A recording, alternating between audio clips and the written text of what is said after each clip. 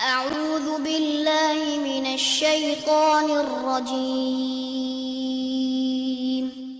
بسم الله الرحمن الرحيم. الحمد للہ رب العالمین والصلاة والسلام علی نبینا محمد وعلی آلہ وصحبہ اجمعین، اما بعد۔ الدرر البہیہ، فقہی احکام اور مسائل کے بارے میں یہ کتاب ہے، اور فقہی کتب جو معروف ہیں وہ مخصوص مسالک کی ہیں۔ مثال کے طور پہ مالکی فقہ کی کتب، حنفی فقہ کی کتب، شافعی فقہ کی کتب، حنبلی فقہ کی کتب۔ لیکن جو کتاب ہم پڑھ رہے ہیں اس کا تعلق کسی بھی خاص مسلک سے نہیں ہے، بلکہ یہ فقہ کی کتاب و سنت کے دلائل کے مطابق لکھی گئی ہے۔ اس میں یہ خیال نہیں کیا گیا کہ جو مسئلہ لیا جا رہا ہے، جو مسئلہ بیان کیا جا رہا ہے وہ مالکیوں کے مطابق ہے یا شافعیوں کے، حنبلیوں کے مطابق ہے یا حنفیوں کے، یا چاروں کے مطابق نہیں ہے۔ امام شوکانی رحمہ اللہ جو اس کتاب کے مؤلف ہیں، انہوں نے کتاب و سنت کے دلائل کی روشنی میں جن احکام و مسائل کو درست سمجھا، صحیح سمجھا، ان کا تذکرہ کر دیا۔ اور اس منہج پہ جو کتب لکھی جائیں گی ان میں کہیں کہیں اختلاف ہو سکتا ہے، امام شوکانی میں اور کسی دوسرے اہل حدیث عالم دین میں، کسی دوسرے سلفی عالم دین میں، جیسا کہ صحابہ کرام میں بھی اختلاف ہوا کرتا تھا۔ تو اس لیے ایسے اختلاف پہ پریشان نہیں ہونا چاہیے۔ تو آج ہمارا جو باب ہے وہ باب نمبر 4 ہے، باب الوضو، اور اس کا پہلا حصہ ہم پڑھ چکے ہیں، الفصل الاول، وضو کے فرائض اور واجبات کی ہم پڑھ چکے ہیں۔ آج ہم اس باب کی دوسری فصل پڑھیں گے، اور وہ کیا ہے؟ مستحبات الوضو، وہ چیزیں جو وضو میں مستحب ہیں، سنت ہیں، افضل ہیں، واجب نہیں ہیں۔ چنانچہ امام شوکانی رحمہ اللہ فرماتے ہیں، وَيُسْتَحَبُّ التَّثْلِيثُ فِي غَيْرِ الرَّأْسِ، سر کے علاوہ وضو کے دیگر اعضاء میں مستحب یہ ہے، افضل یہ ہے کہ التثلیث، کہ انہیں 3 بار دھویا جائے۔ چہرہ دھوئیں تو 3 بار، پاؤں دھوئیں تو 3 بار، ہاتھ دھوئیں تو 3 بار، تو سارے وضو کے اعضاء کو 3 بار دھویا جائے۔ البتہ سر کو 1 بار ہی اس پہ مسح کیا جائے، 2 بار نہیں، 3 بار نہیں۔ یہ مقصد ہے امام شوکانی کے اس کلام کا۔ اب ہم آتے ہیں دلائل کی طرف۔ تو سب سے پہلے یہ کہ وضو کے تمام اعضاء کے بارے میں افضل یہ ہے کہ انہیں 3 بار دھویا جائے، ان کے واجب یہ ہے کہ 1 بار دھونا وضو کے اعضاء کو، یہ واجب ہے، فرض ہے۔ دوسری یا تیسری بار دھونا یہ کیا ہے؟ سنت ہے، مستحب ہے، افضل ہے۔ اور یہاں پہ یہ بھی وضاحت کر دوں کہ ضروری نہیں کہ آپ تمام اعضاء کو 1 بار دھوئیں، 2 بار دھوئیں، 3 بار دھوئیں، بلکہ یہ بھی ممکن ہے کہ کسی عضو کو آپ 1 بار دھوئیں، کسی کو 2 بار دھو لیا، کسی کو 3 بار دھو لیا۔ یعنی کہ یہ پابندی نہیں لگائی جائے گی وضو کرنے والے پہ کہ اب آپ نے وضو کا آغاز 3 سے کیا ہے تو آخر تک آپ کی تعداد کیا رہنی چاہیے؟ 3 رہنی چاہیے۔ نہیں، وضو کرنے والے کی مرضی ہے، مثال کے طور پہ ہاتھ دھو لے 3 بار، چہرہ دھو لے 2 بار، پاؤں دھو لے 3 بار، کوئی مسئلہ نہیں ہے اس میں۔ تو بہرحال فی الحال دلیل اس بات کی کہ 3 بار دھونا افضل اور بہتر ہے۔ تو اس بارے میں جو حدیث ہے اسے امام مسلم روایت کرتے ہیں۔ مسلم شریف میں اس کا نمبر ہے 230 راوی ہے ابو انس بن مالک نہیں بلکہ ابو انس۔ یہ کہتے ہیں کہ ان عثمان توضأ بالمقاعد، کہ جناب عثمان رضی اللہ عنہ نے مقاعد میں وضو کیا۔ کہاں وضو کیا؟ مقاعد میں۔ تو مقاعد سے کیا مراد ہے؟ تو اس کی وضاحت میں ایک موقف یہ ہے کہ مقاعد ان دکانوں کا نام ہے جو امیر المؤمنین جناب عثمان بن عفان کے گھر کے پاس تھیں، اور دوسرا موقف یہ ہے کہ مسجد کے قریب ایک جگہ کا نام ہے جہاں جناب عثمان بن عفان بیٹھا کرتے تھے۔ کس لیے بیٹھتے تھے؟ لوگوں کی حاجتیں پوری کرنے کے لیے، لوگوں کے امور اور معاملات کو دیکھنے کے لیے، اور وضو وغیرہ کرنے کے لیے۔ یہ جو دوسرا قول ہے یہ زیادہ بہتر محسوس ہوتا ہے۔ کیوں؟ کیونکہ مسلم شریف کی دوسری حدیث میں وہ بھی جناب عثمان بن عفان کے بارے میں ہے کہ انہوں نے وضو کیا، وہاں پہ الفاظ یہ ہیں بفناء المسجد، مسجد کے صحن میں۔ تو یہ قول کہ مقاعد وہ جگہ ہے جو مسجد کے قریب قریب ہے، یہ اس قول کے قریب قریب پڑتا ہے، اور مسجد کے صحن میں وضو کیا، یہ حدیث مسلم شریف میں 227 نمبر ہے، 227۔ تو اب ابو انس کیا کہہ رہے ہیں کہ جناب عثمان نے مقاعد میں وضو کیا، فقال، تو فرمانے لگے، یہ کون فرمانے لگے جی؟ عثمان رضی اللہ عنہ، الا اریکم وضوء رسول اللہ صلی اللہ علیہ وسلم، کیا میں تمہیں نبی علیہ الصلوۃ والسلام کے وضو کا طریقہ نہ دکھلاؤں؟ یعنی کہ تمہارے سامنے میں وضو کرتا ہوں، نبی علیہ الصلوۃ والسلام کے طریقے کے مطابق تو مجھے دیکھو۔ ثم توضأ ثلاثا ثلاثا، راوی کہتے ہیں ابو انس کہ پھر جناب عثمان نے وضو کیا، اور وضو میں تمام اعضاء کو کتنی بار دھویا؟ 3 بار دھویا۔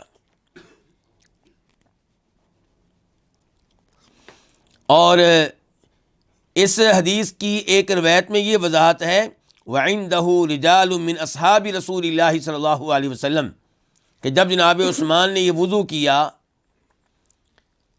تو تب صحابہ کرام میں سے بھی کئی لوگ وہاں پہ موجود تھے۔ تو اس حدیث سے کیا پتہ چلا کہ افضل کیا ہے کہ کتنی بار ایسا کیا جائے؟ 3 بار، اعضاء کو 3 دفعہ دھویا جائے، یہ افضل ہے۔ اب آتے ہیں سر کے مسئلے کی طرف۔ سر کے بارے میں امام شوکانی کا موقف آپ کو کیا لگا جی؟ کہ 1 بار مسح ہوگا۔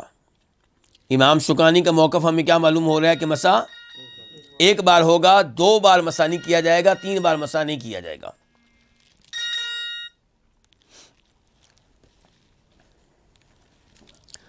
لیکن اس بارے میں انشاءاللہ راجح موقف یہی ہوگا کہ سر کا مسح بھی 3 بار کرنا افضل ہے، اور یہ وہ مسئلہ ہے جس میں اختلاف موجود ہے۔ اگر کوئی اس بات کا قائل ہے کہ سر پہ مسح 1 بار ہی کیا جائے گا، 2 بار نہیں، 3 بار نہیں، تو اس سے الجھنے کی ضرورت نہیں۔ لیکن ذاتی طور پہ جو موقف علماء کرام کے اقوال اور دلائل کی روشنی میں میں درست سمجھ رہا ہوں وہ یہ ہے کہ اگر کوئی سر کا مسح 3 بار کرتا ہے تو ٹھیک ہے، وہ افضل ہے۔ کیا دلائل ہیں؟ پہلے نمبر پہ ابو داؤد شریف کی حدیث نمبر ہے 107 راوی ہے حمران۔ ہاں جی، حمران کو جانتے ہیں یا بھول گئے آپ لوگ؟ کون ہے حمران؟ جی ہاں، پچھلے درس میں تذکرہ ہوا تھا، یہ جناب عثمان بن عفان کے آزاد کردہ غلام ہے، حمران بن ابان۔ انہوں نے جناب عثمان بن عفان کے وضو کو بڑے دھیان سے دیکھا، اور جناب عثمان نے وضو کے بعد کہا تھا یہ اللہ کے رسول کا وضو ہے صلی اللہ علیہ وسلم، وہ وضو حمران ہے نقل کرنے والے۔ تو یہ حمران کہتے ہیں رأیت عثمان بن عفان توضأ، کہ میں نے عثمان بن عفان کو دیکھا کہ انہوں نے وضو کیا۔ اس حدیث میں آگے چل کے کہتے ہیں حمران وَمَسَحَ رَأْسَهُ ثَلَاثًا، اور انہوں نے اپنے سر پہ مسح کیا 3 بار. کنہوں نے؟ عثمان رضی اللہ تعالیٰ نے. ثم قال، پھر کہا رأیت رسول اللہ صلی اللہ علیہ وسلم توضأ ہکذا، کہ میں نے نبی علیہ الصلوۃ والسلام کو اسی طرح وضو کرتے ہوئے دیکھا ہے. وقال، اور آپ نے کہا تھا کہ من توضأ دون ھذا کفاہ، کہ جو وضو کرتے ہوئے 3 سے کم پہ اکتفا کرے تو اس کا وضو بھی ٹھیک ہے، کافی ہے اس کے لیے. یعنی کہ نبی علیہ الصلوۃ والسلام نے یہ والا وضو 3 بار اعضاء کو دھوتے ہوئے کیا ہے، اور مسح بھی 3 بار کیا ہے، لیکن ساتھ یہ کہہ دیا کہ من توضأ دون ھذا کفاہ، جو 3 سے کم بار دھوئے اعضاء کو 2 بار دھو لے، سر کا مسح 2 بار کر لے، یا ایک بار دھوئے 1 بار سر کا مسح کر لے تو یہ کافی ہے، وضو ٹھیک ہے. اس حدیث کو شیخ البانی رحمہ اللہ نے صحیح قرار دیا ہے. یہ پہلی دلیل تھی کس چیز کی؟ سر پہ مسح کرتے ہوئے 3 بار ان کے مسح کرنا. دوسری دلیل وہ بھی ابو داؤد شریف کی حدیث ہے، اس کا نمبر ہے 110 110. راوی ہے شقیق بن سلمہ، پہلے تھے حمران، اب کون ہے؟ شقیق بن سلمہ. کہتے ہیں رأیت عثمان بن عفان، میں نے جناب عثمان بن عفان کو دیکھا، غسل ذراعیہ ثلاثا، کہ انہوں نے اپنے بازو کتنی بار دھوئے؟ 3 بار. ومسح رأسہ ثلاثا، اور اپنے سر پہ مسح کیا کتنی بار؟ 3 بار. ثم قال، پھر کہا رأیت رسول اللہ صلی اللہ علیہ وسلم فعل ھذا، میں نے نبی علیہ الصلوۃ والسلام کو ایسا کرتے ہوئے دیکھا ہے. اس حدیث کو بھی شیخ البانی رحمہ اللہ نے صحیح قرار دیا ہے. اب چونکہ سر کے اوپر مسح کرنا یہ ایک اختلافی مسئلہ ہے، اور اس میں خود ہمارے سلفی علماء کرام میں بھی آپ کو اختلاف ملے گا،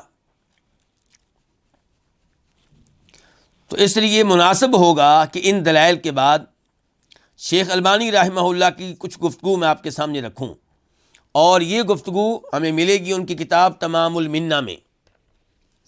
کون سی کتاب میں جی؟ تمام المنہ. یہ شیخ البانی رحمہ اللہ کی وہ کتاب ہے کہ یہ تبصرہ ہے فقہ سنہ پہ. فقہ سنہ کتاب ہے کس کی؟ سید سابق کی. سید سابق ایک مصری عالم دین تھے، انہوں نے کتاب لکھی اور یہ کہا کہ میں نے فقہ کو بڑا آسان کر دیا ہے. 4 مذاہب کے اقوال انہوں نے ذکر کیے، اور انداز ان کا واقعی بہت آسان تھا. کتاب پبلک میں، عوام میں بہت مشہور ہو گئی، لوگوں نے اس کتاب کو ہاتھوں ہاتھ لیا. تو پھر شیخ البانی رحمہ اللہ کو میدان میں آنا پڑا اس کتاب کی کمزوریاں واضح کرنے کے لیے، تاکہ پبلک اس کتاب سے دھوکہ نہ کھائے. تو فقہ سنہ اصل کتاب کا نام تھا، تو شیخ البانی کے تبصرے کا نام کیا ہوا؟ تمام المنہ. تو صفحہ نمبر 91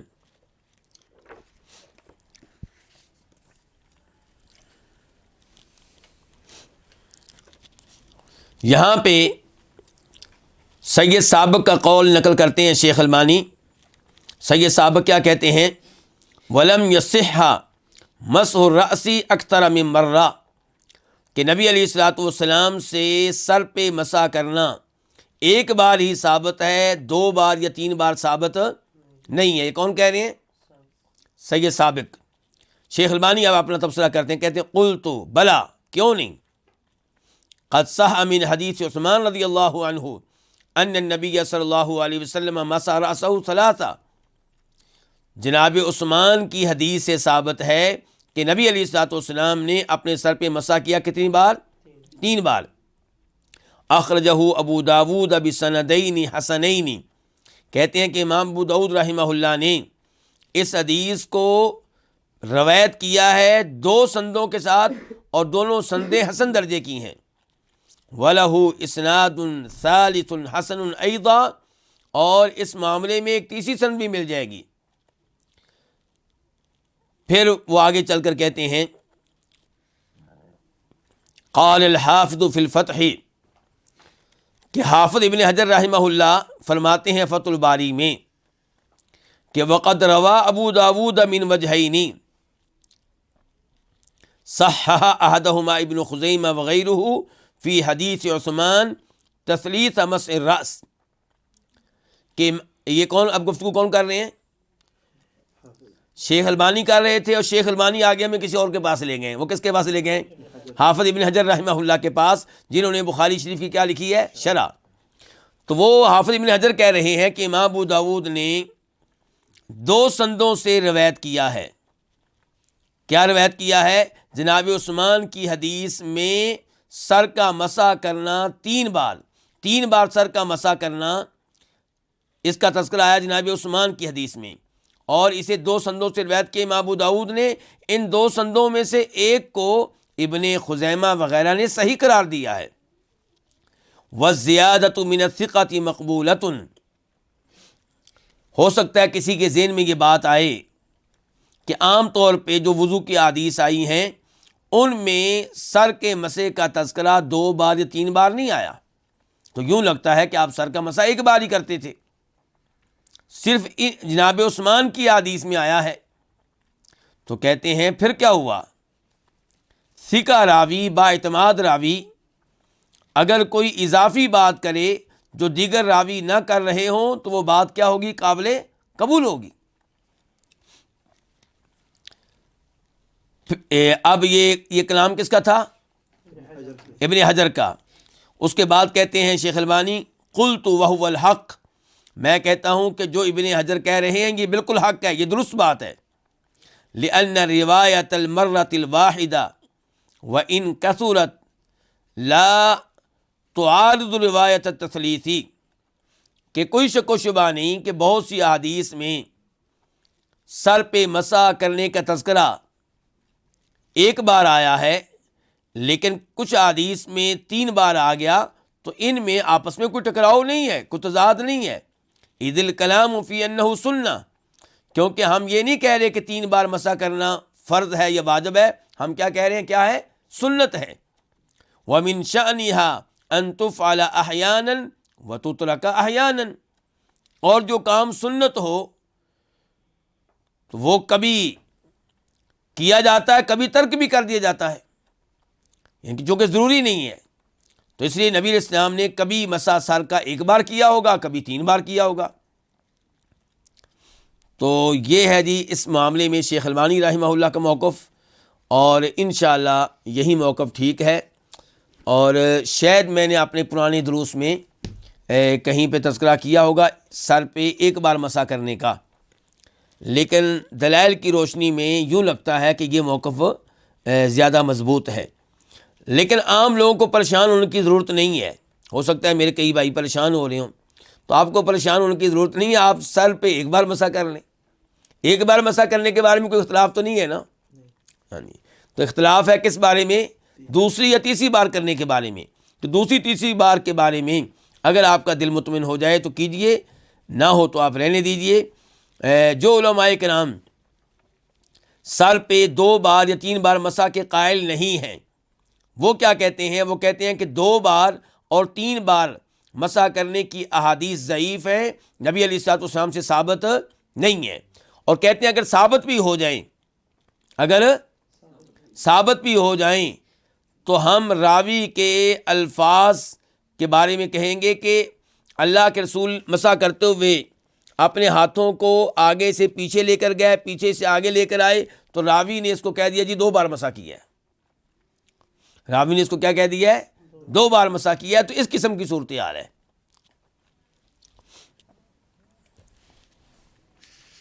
تو یہاں پہ دلائل کی روشنی میں اختلاف کیا گیا ہے ہمارے امام شوکانی سے۔ یہ ہے مسلک اہل حدیث۔ ہم امام شوکانی سے محبت کرتے ہیں، بہت بڑے امام ہیں، لیکن دلائل کی روشنی میں ان سے اختلاف کیا جا سکتا ہے۔ تو اب خلاصہ کلام کیا ہوا کہ وضو کرتے ہوئے تمام اعضاء ایک بار دھونا اور سر پہ مسح ایک بار کرنا، یہ کیا ہے؟ یہ واجب ہے۔ اور اگر دو بار دھوتے ہیں اور مسح کرتے ہیں، یا 3 بار دھوتے ہیں اور مسح کرتے ہیں، تو یہ کیا ہے؟ یہ مستحب ہے، یہ سنت ہے، یہ افضل ہے۔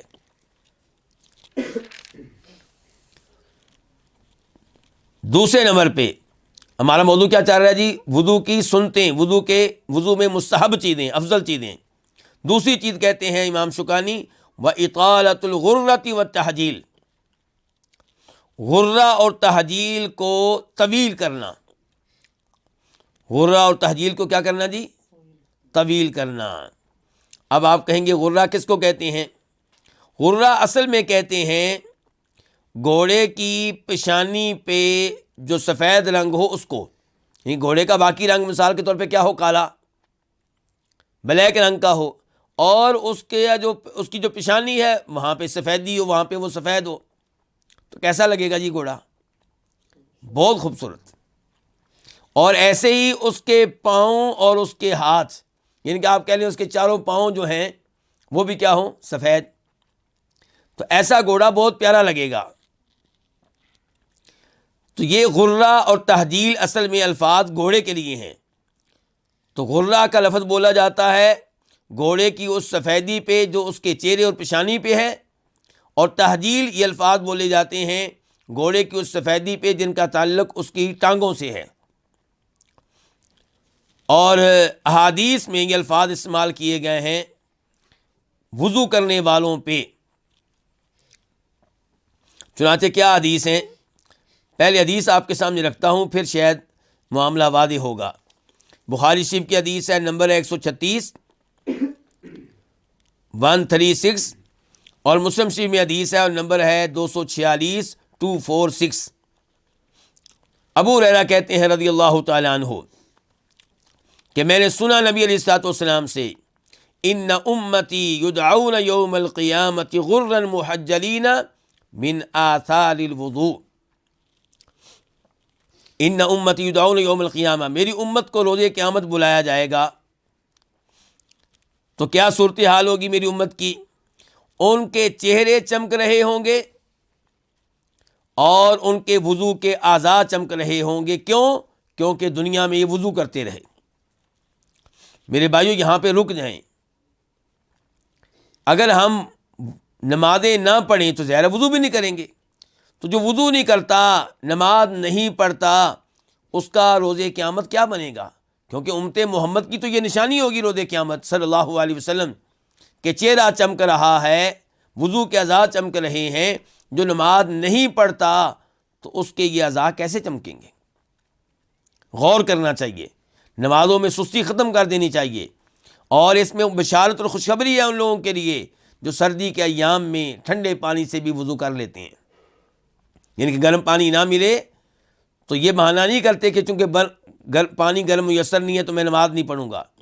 گرم پانی مل جائے ٹھیک ہے، نہ ملے تو ٹھنڈے پانی سے وضو کر لیتے ہیں، نماز کو لیٹ نہیں کرتے، نماز کو قضا نہیں کرتے۔ خوشخبری ہے ان کے لیے۔ تو فرمایا نبی علیہ الصلوۃ والسلام نے کہ میری امت جو ہے ان کو قیامت کے دن بلایا جائے گا تو ان کا چہرہ اور وضو کے دیگر اعضاء وضو کرنے کی وجہ سے چمک رہے ہوں گے۔ فمن استطاع منکم ان یطیل غرتہ فلیفعل، جو تم میں سے اس بات کی استطاعت رکھے کہ اپنی چمک کو طویل کرے وہ کر لے۔ کیا مسئلہ سمجھیں جی آپ لوگ؟ مسئلہ یہ سمجھانا چاہتے ہیں امام شوکانی کہ چہرہ تو آپ نے دھونا ہی دھونا ہے، اور پاؤں بھی آپ نے دھونے ہی دھونے ہیں، لیکن اپنے نور کو آپ طویل کریں۔ کیا مطلب؟ چہرہ دھوتے دھوتے کیا کریں؟ تو اوپر چلے جائیں، چہرے کے اوپر کی تھوڑی سی جگہ ہے وہ بھی دھو لیں، تاکہ آپ کا نور جو ہے وہ دراز ہو جائے، طویل ہو جائے، پھیل جائے۔ پاؤں دھوتے دھوتے ٹخنوں کے بھی اوپر چلے جائیں، پنڈلیاں بھی دھو ڈالیں، اور وضو میں یہ بازو دھوتے ہوئے آپ کونیوں سے بھی آگے نکل جائیں تاکہ ادھر سے بھی آپ کا نور پھیل جائے، دراز ہو جائے۔ یہ ہے امام شوکانی کا موقف۔ میں فی الحال آپ کو ان کا موقف سمجھا رہا ہوں۔ اب کیا ہم نے ان کا موقف لینا ہے یا نہیں لینا، یہ بات کا مسئلہ ہے۔ کیا کہہ رہے ہیں پھر دیکھنے، وَإِطَالَةُ الْغُرَّةِ وَالتَّحْجِيلِ، اور مستحب نمبر 2 یہ ہے کہ چہرے کی چمک کو طویل کیا جائے اور دیگر اعضاء کی چمک کو کیا کیا جائے، طویل کیا جائے۔ دلیل جو ہے وہ میں نے آپ کے سامنے رکھ دی ہے۔ اس مسئلے میں بھی اختلاف ہے،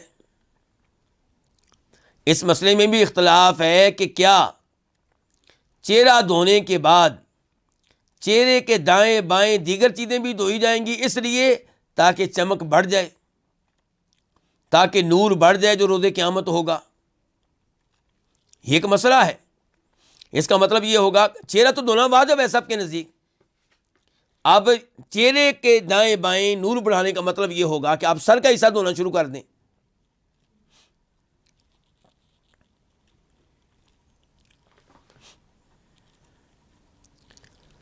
تو آئیے میں آپ کو لے کر چلتا ہوں اس وقت امام ابن تیمیہ رحمہ اللہ کے پاس، پھر میں آپ کو لے کر جاؤں گا امام ابن القیم رحمہ اللہ کے پاس، پھر تھوڑا سا چلیں گے شیخ البانی کے پاس، کیونکہ مسئلہ بڑا اہم ہے۔ یہ اتنا آسان مسئلہ نہیں ہے کہ میں تنہا اس میں کوئی رائے اپنی بنا لوں یا آپ کے سامنے رکھ دوں۔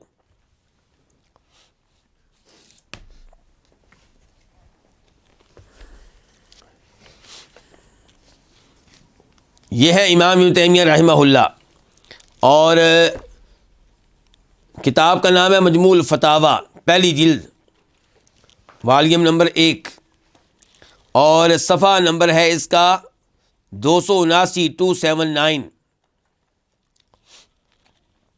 کہتے ہیں وکان ابو ہریرہ یغسل یدیہ الی العضدین فی الوضوء، ابو ہریرہ جب وضو کرتے تھے تو اپنے ہاتھوں کو بازوؤں تک دھوتے تھے، یعنی کہ بغل کے قریب قریب چلے جاتے تھے۔ ویقول، اور کہا کرتے تھے کہ من استطاع ان یطیل غرتہ فلیفعل، جو اپنی چمک کو طویل کر سکتا ہے وہ کرے۔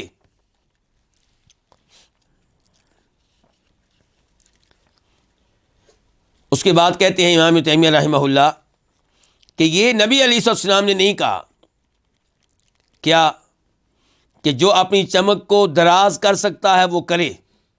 یہ الفاظ نبی علیہ السلام کے نہیں ہیں۔ کون کہہ رہے ہیں؟ امام تیمیہ کہتے ہیں بل ھذا من کلام ابی ہریرہ، بلکہ یہ ابو ہریرہ کے الفاظ ہیں، یعنی کہ پہلا حصہ نبی علیہ السلام کا کہ میری امت کو روز قیامت لایا جائے گا تو ان کے چہرے اور ان کے وضو کے اعضاء چمک رہے ہوں گے، اور آخری حصہ کہ جو اپنی چمک کو بڑھا سکتا ہے وہ بڑھائے۔ یہ الفاظ کس کے ہیں؟ ابو ہریرہ کے، صحابی کے۔ جاء مدرجا فی بعض الاحادیث وانما قال النبی صلی اللہ علیہ وسلم انکم تأتون یوم القیامۃ غرا محجلین من اثار الوضوء وکان صلی اللہ علیہ وسلم یتوضا، آپ علیہ السلام وضو کرتے تھے، حتی یشرع فی العضد والساق، یہاں تک کہ آپ بازو اور پنڈلی میں آغاز کر دیا کرتے تھے، ان کے تھوڑا سا آگے جاتے تھے، معمولی سا آگے۔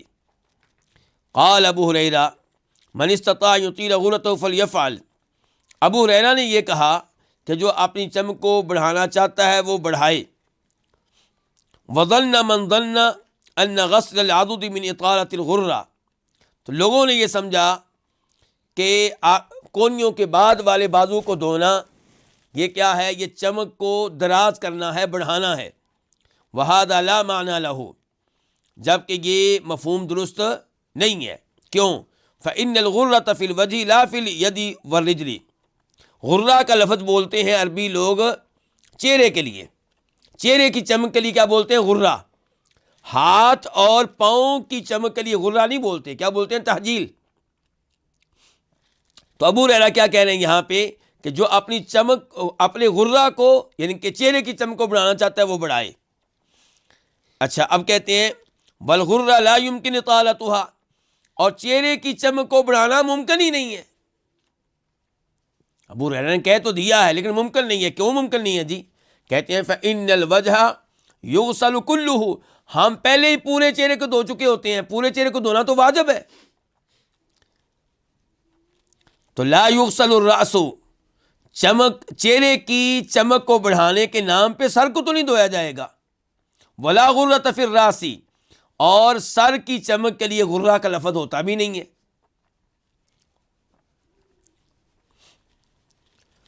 تو یہ ہے امام تیمیہ رحمہ اللہ کا موقف. اچھا اب آپ چلیں ان کے شاگرد ہادی الارواح کی طرف. اسی بہانے آپ کو معلومات بھی دے دیتے ہیں ان کی کتابوں کی. یہ کتاب کا نام کیا ہے؟ ہادی الارواح الی بلاد الافراح. کیا مطلب ہے اس کا؟ روحوں کو لے کر جانا اس شہر میں جو خوشیوں کا شہر ہے.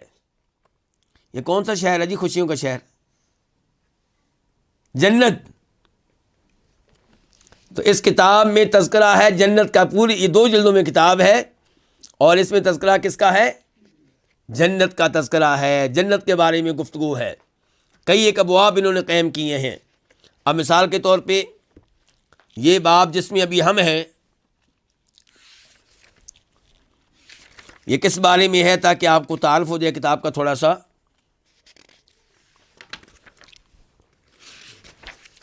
ہاں یہ دیکھیں، یہ باب نمبر ہے 50 اور ابھی پہلی جلد ہے. ابھی کون سی جلد ہے یہ؟ اور باب نمبر کون سا ہے؟ 50. کس کے بارے میں؟ اہل جنت کے لباس کا تذکرہ، اہل جنت کے زیورات کا تذکرہ، اہل جنت کے منادیل، رومال، ٹشو کا تذکرہ، اہل جنت کے بستروں کا تذکرہ، اہل جنت کے تکیوں کا تذکرہ. اور اس موضوع پہ یہ باب ہے. تو یہاں پہ چونکہ اہل جنت کے زیورات کا تذکرہ آ رہا ہے، اور اہل جنت کا زیور کیا ہوگا؟ اہل جنت کا زیور جو ہے کہاں کہاں پہنچ رہا ہوگا؟ جہاں جہاں تک وضو پہنچتا ہے. تو اس لیے وہ یہاں پہ یہ حدیث لے کر آئیں. دیکھیں، کہتے ہیں کہ امام بخاری اور امام مسلم روایت کرتے ہیں، اور میں الفاظ یہاں پہ مسلم شریف کے لے کر آ رہا ہوں. یہ کون کہہ رہے ہیں؟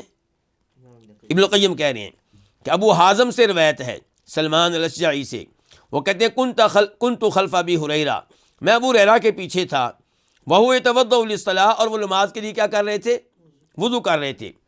فکان یمد یدہ حتی تبلغ ابطہ، تو وہ اپنے ہاتھ کا وہ حصہ جس کو دھو رہے تھے اس کو دراز کر رہے تھے، طویل کر رہے تھے، یہاں تک کہ کہاں تک پہنچ رہے تھے؟ بغلوں تک، بغل کے قریب پہنچ رہے تھے. فقلت له، میں نے ان سے کہا یا ابا ہریرہ ما ھذا الوضوء، ابو ہریرہ یہ کون سا وضو ہے جی؟ کونیوں کے بعد آپ آگے اگلے حصے کو دھو رہے ہیں، یہ کون سا وضو ہے؟ یہ کہنے والے کون ہے؟ تابعی. فقال، تو ابو ہریرہ نے کہا یا بنی فروخ انتم ہا ہنا، او بنی او فروخ قبیلے والو تم ادھر موجود ہو، فروخ قبیلے والو تم بھی ادھر موجود ہو. لو علمت انکم ہا ہنا ما توضأت ھذا الوضوء، مجھے پتا ہوتا کہ تم لوگ یہاں پہ موجود ہو تو میں یہ وضو کبھی بھی نہ کرتا. کیا مطلب ہے اس کا؟ علماء لکھتے ہیں، اشارہ کر رہے ہیں کہ تمہارے جیسے جاہل لوگ یہاں پہ موجود ہیں تو مجھے یہ کام یہ نہیں کرنا چاہیے تھا کہ اب تم میرے اوپر اعتراض کر رہے ہو، تو مجھے یہ کام تمہارے سامنے کرنا ہی نہیں چاہیے تھا. پھر کہتے ہیں سمعت خلیلی، میں نے سنا اپنے خلیل صلی اللہ علیہ وسلم سے کہ تبلغ الحلیۃ من المؤمن حیث یبلغ الوضوء، کہ جہاں جہاں تک وضو پہنچتا ہے وہاں وہاں مومن کا زیور یعنی کہ مومن کا نور پہنچے گا. یہ حدیث ذکر کرنے کے بعد امام القیم کہتے ہیں وقد احتج بهذا من يرى استحباب غسل العضد واطالته،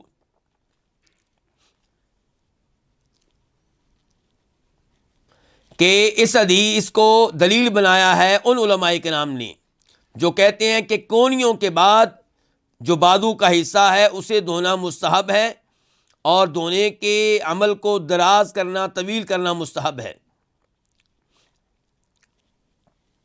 کہتے ہیں وصحیح انہ لا یستحب، حق بات یہ ہے کہ یہ مستحب نہیں ہے، ابن القیم کیا کہہ رہے ہیں کہ صحیح بات یہ کہ یہ مستحب نہیں ہے.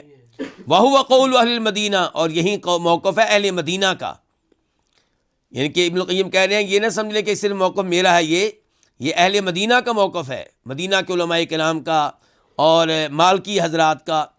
وَعَنْ أَحْمَدَ رِوَایَتان، اور امام احمد سے اس مسئلے میں کتنی روایتیں ملتی ہیں؟ 2. اب جی امام احمد کی کون سی روایت لینی ہے؟ یہ بعد والے علماء طے کریں گے. پھر تقلید کس کی ہو رہی ہوگی؟ امام احمد کی یا بعد والوں کی؟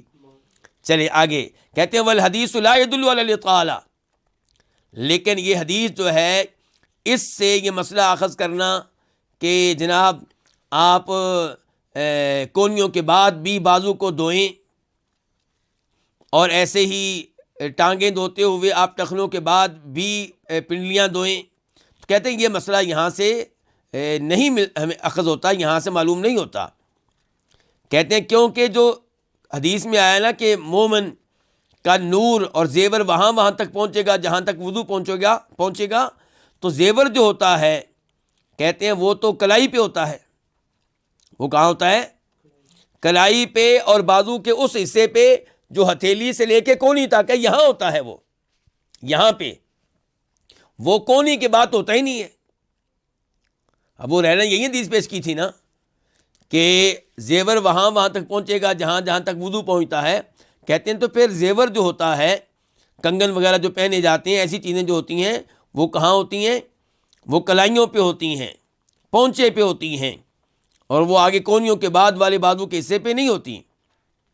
کہتے ہیں جہاں تک تعلق ہے ان الفاظ کا کہ فمن استطاع منکم ان یطیل غرۃ فلیفعل، جو تم میں سے اپنے غرہ کو، اپنی چمک کو طویل کر سکتا ہے تو وہ کر لے. کہتے ہیں فہذہ زیادۃ مدرجۃ فی الحدیث، یہ حدیث میں اضافی الفاظ ہیں اور یہ اللہ کے نبی کے نہیں ہیں. من کلام ابی ہریرہ، ابو ہریرہ کے الفاظ ہیں، لا من کلام النبی صلی اللہ علیہ وسلم. بین ذلک غیر واحد من الحفاظ، اور یہ بات بہت سے محدثین نے واضح کی ہے. کہتے ہیں چنانچہ مسند امام احمد میں ہے اسی حدیث میں کہ نعیم راوی کہتے ہیں جو ابو ہریرہ سے یہ حدیث نقل کرتے ہیں، وہ کہتے ہیں فلا ادری قولہ من استطاع منکم ان یطیل غرۃ فلیفعل من تمام کلام النبی او شیء قال ابو ہریرہ من عنده صلی اللہ علیہ وسلم. کہتے ہیں مجھے اب پتہ نہیں چل سکا کہ آخری جو جملہ ہے کہ جو اپنی چمک کو بڑھانا چاہتا ہے بڑھا لے، یہ الفاظ ابو ہریرہ نے اللہ کے نبی سے نقل کیے ہیں یا انہوں نے اپنا مشورہ دیا ہے، یہ مجھے پتہ نہیں چل سکا. وکان شیخنا یقول، اور ہمارے شیخ کہا کرتے تھے. کون جی؟ یہ عجیب بات ہے، یہ بہت آسان سوال ہے میرا. ابن تیمیہ. ابن القیم جب کہیں ہمارے شیخ کہا کرتے تھے کون ہوں گے؟ ابن تیمیہ ہوں گے. تو کہتے ہیں ہمارے شیخ کہا کرتے تھے ہذه اللفظہ لا يمكن ان تكون من کلام رسول اللہ صلی اللہ علیہ وسلم، کہ یہ آخری جملہ نبی علیہ الصلوۃ والسلام کے الفاظ کا حصہ نہیں ہو سکتا. فإن الغرۃ لا تكون في اليد، کیونکہ غرہ جو ہے یہ عربی زبان میں یہ ہاتھ سے تعلق نہیں رکھتا. غرے کا تعلق کس سے ہوتا ہے؟ چہرے کی چمک سے. لا تكون الا في الوجه واطالتها غیر ممکنہ، اور چہرے میں غرے کو، نور کو طویل کرنا ممکن ہی نہیں ہے، پہلے پورا سر ہم دھو چکے ہیں. اذ تدخل في الراس، اگر چہرے میں ایسا کریں گے تو وہ معاملہ سر تک پہنچ جائے گا، اور سر پہ مسا ہوتا ہے اس کو دھویا نہیں جاتا. ولا یسمى ذلك غرہ، اور اس کا نام غرہ ہوتا بھی نہیں ہے. یہ دو بڑے سلفی علماء کلام کی گفتگو میں نے آپ کے سامنے رکھی ہے جی. کن کن کی؟ ابن تیمیہ، ابن القیم، اور اب ہم چلتے ہیں شیخ البانی کی طرف اس مسئلے میں. تمام المنہ میں ہی 92.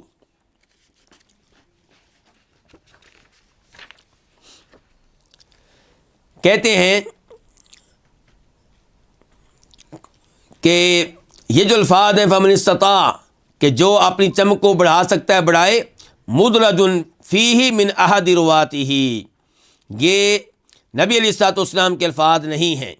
لیس من کلام النبی صلی اللہ علیہ وسلم کما ذکرہ غیر واحد من الحفاظ کما قال المنذری فی الترغیب. امام منذری نے ترغیب میں بھی یہ چیز واضح کی ہے.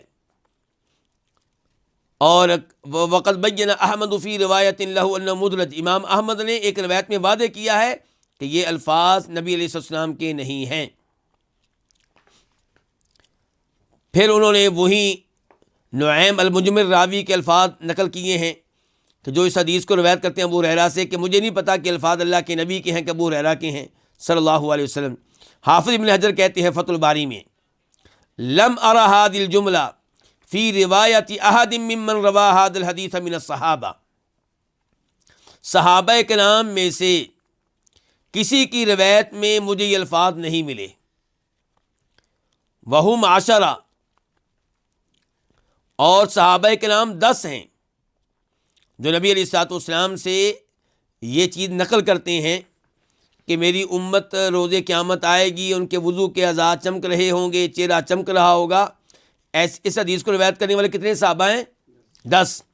کسی کی حدیث میں یہ جملہ نہیں آیا۔ کہنا چاہتے ہیں پھر یہ ابو ہریرہ کے اپنے الفاظ ہوں گے۔ آگے کہتے ہیں ولا ممن رواہ نبی ہریرہ غیر، اور کہتے ہیں جنہوں نے پھر ابو ہریرہ سے حدیث نقل کی ہے ان میں سے بھی کسی کی روایت میں الفاظ نہیں آئے ہیں تو نعیم المجمر کی روایت میں آئے ہیں۔ پھر انہوں نے شیخ البانی ابن تیمیہ کا کلام نقل کیا ہے، تو خلاصہ کلام یہ ہے کہ واللہ عالم یہیں راجح قرار پاتا ہے کہ چمک کو بڑھانا اس انداز سے کہ آپ چہرے کے ساتھ ساتھ سر کو دھونا شروع کر دیں، اور ٹخنوں کے بعد آگے پنڈلی دھونی شروع کر دیں، اور بازو دھوتے ہوئے کونیوں کے بعد آگے آپ اگلا حصہ دھونا شروع کر دیں، تو یہ موقف جو ہے ٹھیک نہیں لگتا۔ واللہ تعالی اعلم۔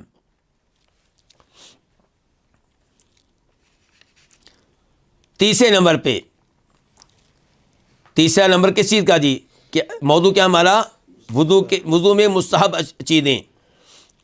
وتقدیم السواک، مسواک کو وضو سے پہلے کرنا، یعنی کہ مستحب یہ ہے کہ وضو سے پہلے آپ کیا کریں؟ مسواک۔ کیا دلیل ہے جی اس کی؟ اس کی دلیل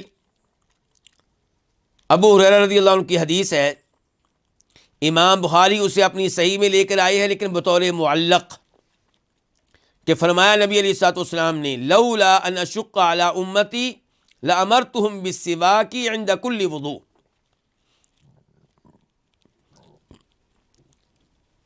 کہ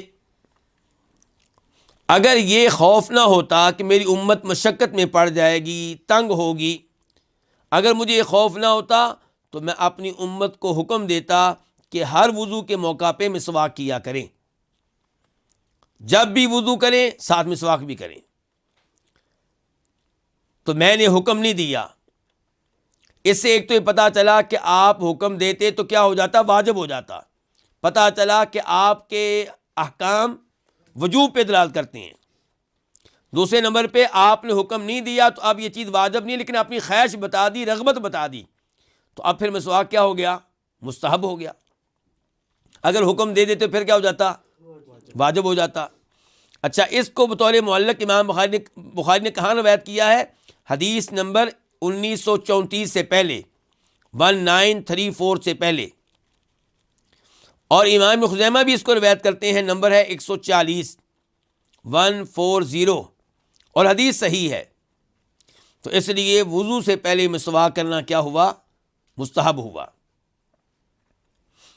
اس کے بعد کہتے ہیں امام شوکانی وغسل الیدین الی الرسغین ثلاثا، چوتھے نمبر پہ وضو کے مستحبات میں سے، وضو کی سنتوں میں سے یہ ہے کہ ہاتھوں کو دھونا الی الرسغین، کہاں تک؟ دونوں کلائیوں تک، دونوں پونچوں تک۔ یہ کس کو کہتے ہیں جی؟ یہ ہماری ہتھیلی اور یہ ہمارا بازو ہے۔ ہتھیلی اور بازو کے درمیان میں یہ جو جوڑ ہے اس کو کیا کہتے ہیں؟ رسغ، عربی میں کہتے ہیں اس کو رسغن۔ تو ترجمہ اردو میں آپ کیا کر لیں گے؟ اس کا پونچا، کلائی، گٹا بھی کرتے ہیں کئی لوگ۔ تو چوتھا مستحب یہ ہے کہ دونوں ہاتھوں کو دھونا، دونوں پونچوں تک، دونوں کلائیوں تک، ثلاثاً، کتنی بار؟ 3 بار۔ کب؟ قبل الشروع فی غسل الاعضاء المتقدمہ، کہ پہلے جو اعضاء ذکر ہو چکے ہیں ان کو دھونے کا آغاز کرنے سے پہلے دونوں ہاتھوں کو دونوں کلائیوں تک 3 بار دھونا، یہ کیا ہے؟ مستحب ہے۔ یعنی ایک تو یہ ہے کہ آپ نے چہرے کو دھونا ہے، آپ نے ہاتھ اور بازو باقاعدہ وضو میں دھونے ہیں، وہ تو بعد میں آئے گا، لیکن وضو شروع کرنے سے پہلے، وضو کے آغاز میں ہی، وضو شروع کرنے سے پہلے نہیں بلکہ میں کہوں گا وضو کے آغاز میں ہی سب سے پہلے آپ کیا کریں؟ دونوں ہاتھوں کو 3 بار دھوئیں، دونوں پونچھوں تک، دونوں کلائیوں تک۔ یہ کیا ہے؟ یہ مستحب ہے۔ دلیل اس کی وہ حدیث حمران ہے جو ہم پڑھ چکے ہیں پہلے سے، وہاں پہ تذکرہ آیا ہے کہ آپ علیہ الصلوۃ والسلام نے 3 بار دھویا ان کو۔ اس کے ساتھ ہی امام شوکانی کا کلام اپنے اختتام کو پہنچا۔ کچھ چیزیں اور بھی مستحب ہیں جو امام شوکانی ذکر نہیں کر سکے، ان کی طرف اشارہ کرنا چاہوں گا۔ نمبر 1 کہ وضو کرتے ہوئے ہر جگہ پہلے دایاں عضو دھویا جائے گا، بعد میں بایاں، یہ مستحب ہے۔ دلیل کیا ہے؟ سیدہ عائشہ فرماتی ہیں کان النبی صلی اللہ علیہ وسلم یعجبہ التیمن فی تناعلہ وترجلہ وطہورہ وفی شأنہ کلہ۔ روایت امام بخاری کی، حدیث کا نمبر ہے 168 مسلم شریف کی، اور وہاں پہ نمبر ہے 268 ترجمہ کیا ہے اس حدیث کا؟ کہ نبی علیہ الصلوۃ والسلام کو جوتا پہنتے ہوئے، کنگھی کرتے ہوئے، وضو کرتے ہوئے اور تمام امور میں دائیں طرف سے آغاز کرنا اچھا لگتا تھا۔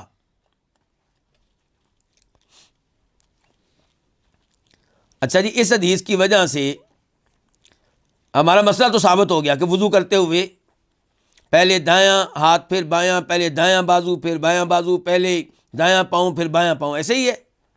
لیکن ایک سوال میں ویسے آپ سے کرنا چاہوں گا، اس حدیث کی روشنی میں کیا پتہ چلا کہ گھڑی کس ہاتھ میں پہننی چاہیے؟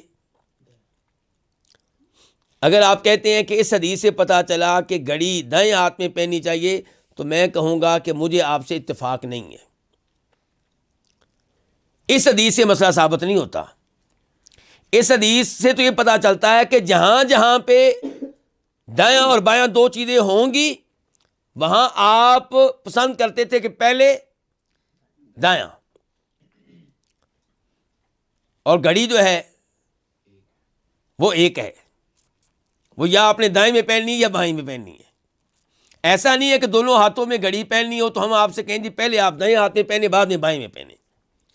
ہاں، اس حدیث کو آپ جرابیں پہننے کے مسئلے پہ استعمال کر سکتے ہیں کہ جرابیں پہنتے ہوئے پہلے آپ دائیں پاؤں میں پہنے، بعد میں بائیں پاؤں میں پہنے۔ جوتا پہنتے ہوئے پہلے دائیں پاؤں میں پہنے، بعد میں بائیں پاؤں میں پہنے، تو اس انداز سے۔ لیکن گھڑی کا مسئلہ اس سے ثابت نہیں ہوگا، وہ ایک الگ موضوع ہے، اس پہ پھر کبھی انشاءاللہ گفتگو ہوگی۔ اچھا، اس اور وضو میں یہ بھی مستحب ہے کہ آپ وضو کرتے ہوئے وضو کے اعضاء کو ملیں۔ ایک ہے پانی ڈالنا، ایک کیا اس کو ملنا۔ اس کی دلیل کیا ہے؟ اس کی دلیل ابن خزیمہ کی حدیث نمبر 118 راوی ہے عبداللہ بن زید رضی اللہ تعالیٰ عنہ۔ وہ آپ کے وضو کا تذکرہ کرتے ہوئے کہتے ہیں فَجَعَلَ يَدْلُكُ ذِرَاعَيْهِ، آپ اپنے بازوؤں کو ملنے لگے۔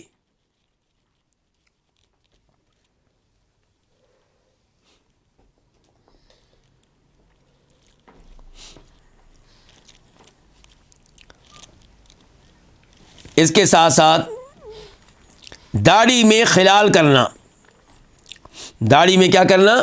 یعنی کہ پانی لے کے جب آپ چہرہ دھو لیں اور اس کے بعد پانی لیں اور پانی والا اپنا ہاتھ داڑھی کے نیچے داخل کریں، جو آپ کی تھوڑی ہے وہاں تک پہنچانے کی کوشش کریں اس پانی کو۔ یہ کیا ہوگا؟ خلال۔ کس کا؟ داڑھی کا۔ اس بارے میں دلیل کیا ہے؟ اس بارے میں ابو داؤد شریف کی حدیث نمبر 145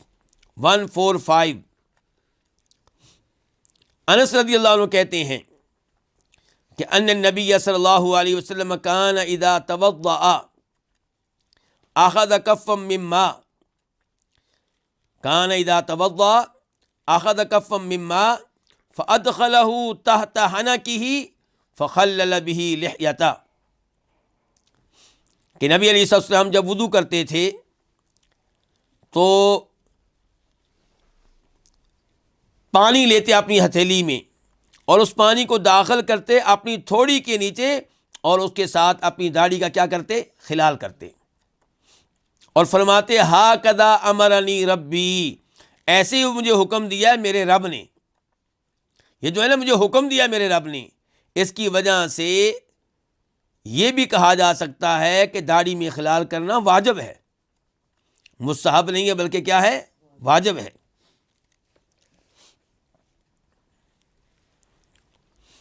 اور کئی علماء کرام نے کہا ہے کہ واجب نہیں ہے۔ واجب نہ کہنے والوں میں ایک امام شوکانی بھی ہے نیل الأوطار میں۔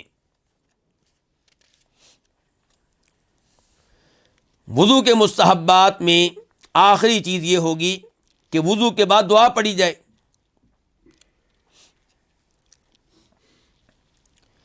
امام مسلم روایت کرتے ہیں، حدیث کا نمبر ہے 234 راوی ہے عمر بن خطاب رضی اللہ تعالی عنہ۔ فرمایا نبی کریم صلی اللہ علیہ وسلم نے،